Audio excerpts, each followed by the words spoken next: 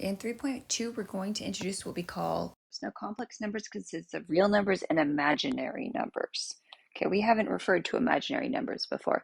Here's where they come up. Okay, if you have an equation that's I squared equals -1 and you square root both sides, one of your solutions is I equals the square root of -1. And we've taught you that you're not allowed to square root numbers, negative numbers. You get a no real solution. Okay, you do get no real solution. It's what we call an imaginary solution. Imaginary solutions exist in what we call a complex plane. So they're useful and we can work with them even if in real life you can't have an imaginary number of socks. Okay, so the imaginary unit is I. This tells you that a number is imaginary. And it comes from the idea if you do I squared, you get -1. I is actually the square root of -1.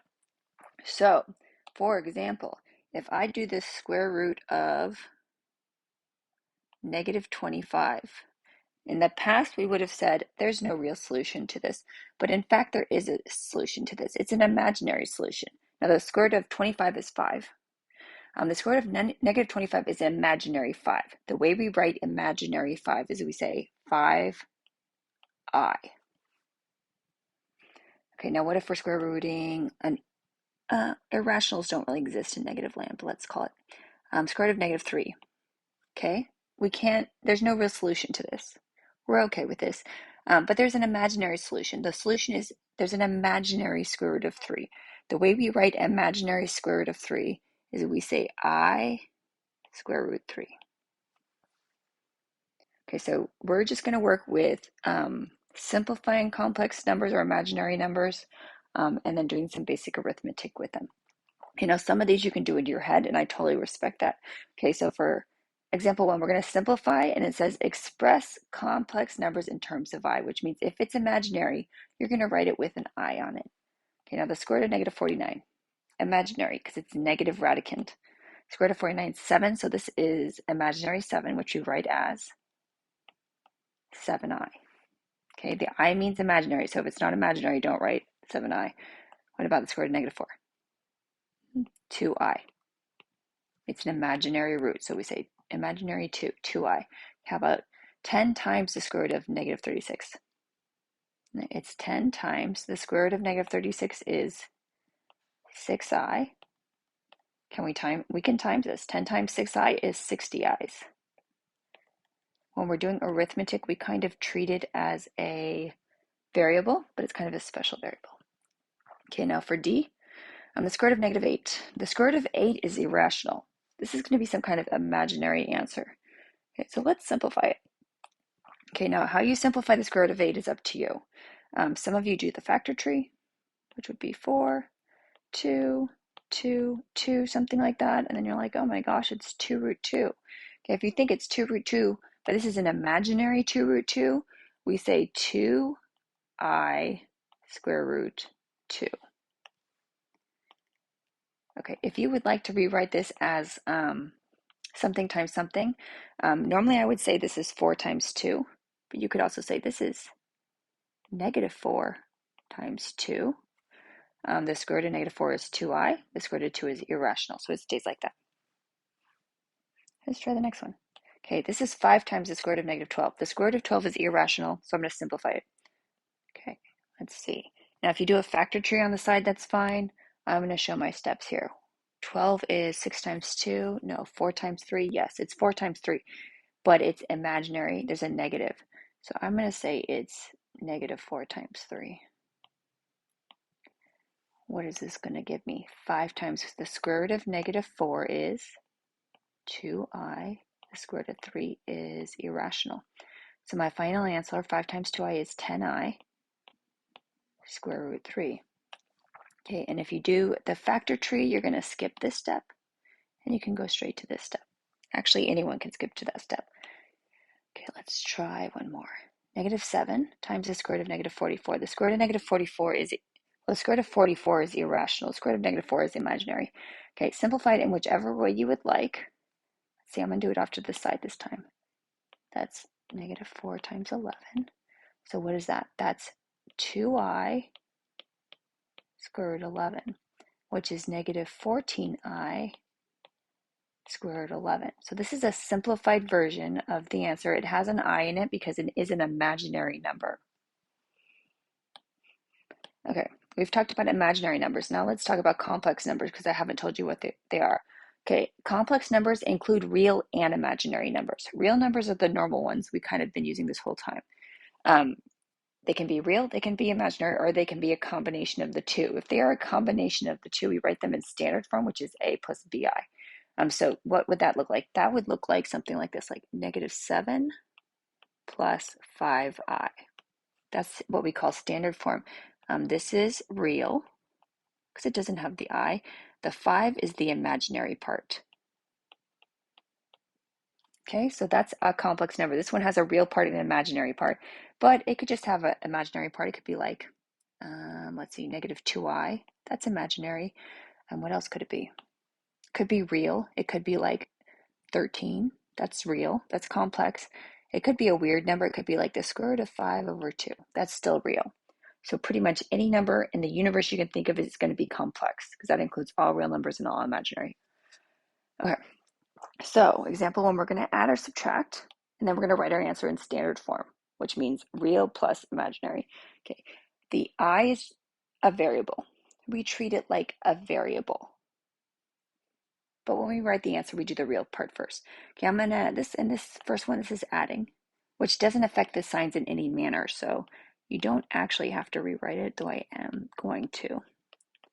Okay, like terms, if I do the 15 plus 7, I get 22. And then 2i minus 6i is -4i. Okay, and I did the real part first and the imaginary part second, so that would be in standard form. Right? No problem. Okay, this one, 7 plus, since it's plus, I don't need to change any signs. So let's go ahead and just combine it, which means I could have done it without rewriting. Okay, let's do real first because in standard form, real goes first. So real, -3. Imaginary, 5i plus I, positive 6i. And that's standard form, real plus imaginary. Okay, and then the next two are subtraction. When you're subtracting, you need to be careful with the signs. This is fine, but when I subtract, this becomes, I'm minusing the 11 and I'm minusing the 2i. Okay, real, -5. Imaginary, 5i minus 2i, positive 3i. Okay, one more like this. Okay, 1 plus 8i, since I'm minusing, -2, minus I, positive I. Okay, standard form, real plus imaginary. So real, imaginary. 8i plus I, 9i. Okay, let's look at multiplying. Okay, we're going to multiply. We're going to write our answers in standard form. Okay, now we treat I like a variable, but it has a special quality that we are going to use in our answers. Okay, if I do 2i times 4i, what do I get? I get 8i squared. Okay, is that standard form? No, I need real plus imaginary or something like that. So we're going to use the fact, the most important fact about imaginary numbers. That fact is that I squared equals -1. Okay, and this is the most important fact about I. Okay, why do we care that I squared equals -1? Okay, so I'm going to put 8 here. I squared equals -1. So this is 8 times -1, which means this is just -8. So if I do 2i times 4i, I actually get -8. This is in standard form. This is the real plus imaginary, but there just happens to be no imaginary part. Okay, let's try the next one. Okay, 7i squared. 7i times 7i is 49i squared. Okay, now you never leave an I with an exponent because it can always simplify. Whenever you see I squared, you think, oh shoot, I squared equals -1. 49 times -1 is -49. Okay, one more like this. -I times 3i is -3i squared. If I see an I squared, I know I can keep going because I squared equals -1. negative 3 times negative 1, positive 3. Okay, we're going to multiply a little bit more. It's going to be a little more complicated, but it's the same idea. Okay, so let's distribute here. 4i times 7, that's 28i. 4i times 6i, 24i squared. Okay, I want to do real plus imaginary. I see the imaginary part here. Okay, I see an I squared. You never leave an I squared because I squared is the most magical part of imaginary numbers. I squared is negative 1. 24 times negative 1 is negative 24. So I'm going to put the real plus the imaginary. So it's in standard form. Okay, and then this is my answer. I know. Let's try the next one. Okay, I'm going to distribute 6 times 2 is 12. If you like to box, you could box too. Plus 6i plus 2i plus I squared. Okay, let's do 12 plus 6i plus 2i, 8i. Uh-oh, we got to I squared. What do we know about I squared? Negative 1. Okay, now real plus imaginary. What's my real? 12 minus 1. 11 plus imaginary.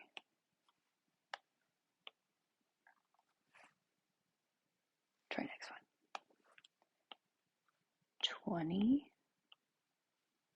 minus 15i minus 8i plus 6i squared. 20 minus 23i plus 6i squared, negative 1. Okay, what is that? 6 times negative 1, that's negative 6. So 20 minus 6 is 14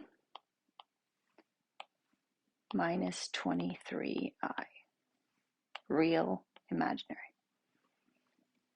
Okay, let's do one more, and then you'll practice. 25 plus 5i minus 5i minus I squared. So what do we get? 25.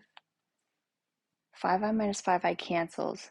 Minus I squared is negative 1. So 25 minus negative 1 is actually 26.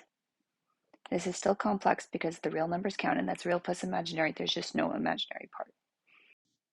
Okay, go ahead and try the practice problems. Unpause when you're ready to check the first ones. Okay, go ahead and check your answers for the first page. For 7 through 10, make sure your answer is in standard form, so it should be the real plus the imaginary. Okay, go ahead and pause. Unpause when you're ready for the next page.